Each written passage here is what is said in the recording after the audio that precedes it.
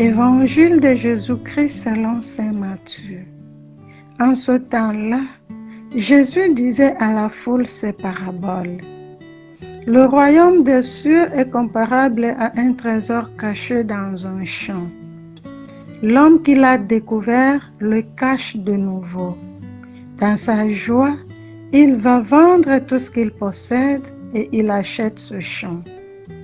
Ou encore, le royaume des cieux est comparable à un filet que l'on jette dans la mer et qui ramène toutes sortes de poissons.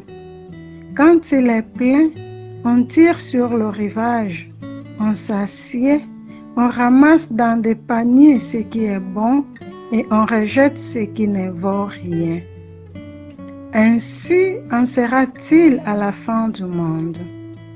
Les anges sortiront pour séparer les méchants du milieu des justes et les jetteront dans la fournaise.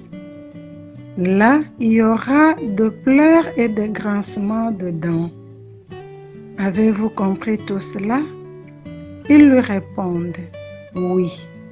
Jésus ajouta, c'est pourquoi tout scribe devenu disciple du royaume des cieux est comparable à un maître de maison qui tire de son trésor du neuf et de l'ancien.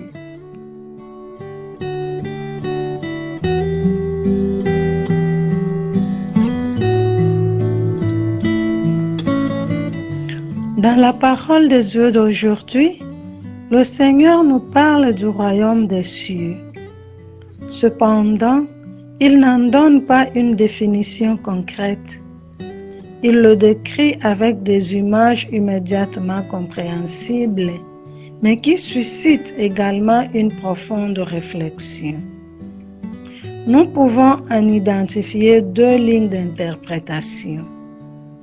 La première interprétation, celle du trésor et de la perle, comme celle du grain de moutarde, est celle du paradoxe d'un royaume précieux, mais caché, qui requiert un engagement total de la part de ceux qui le cherchent ou l'accueillent.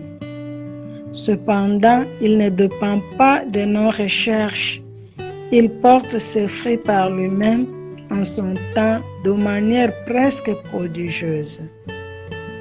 La seconde interprétation, celle de la séparation des bons poissons des mauvais, tout comme celle du blé et des livrets, nous invite à ne pas nous décourager à cause de la présence du mal, parce que le mal n'arrête pas l'expression du royaume et n'entrave pas l'accomplissement du plan de Dieu.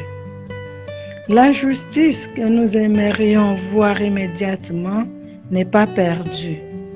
Elle se réfère uniquement à l'accomplissement de la justice finale qui doit être rendue par Dieu pour éviter l'éradication précoce des actes de bonté que Dieu attend de nous. Dieu seul est sage et confond ceux qui se disent tels. La sagesse est l'action mystérieuse, mais présente de Dieu qui se déroule en prévision de son accomplissement. Dieu nous pousse toujours vers le bien. Il ne se décourage pas face aux échecs de notre vie.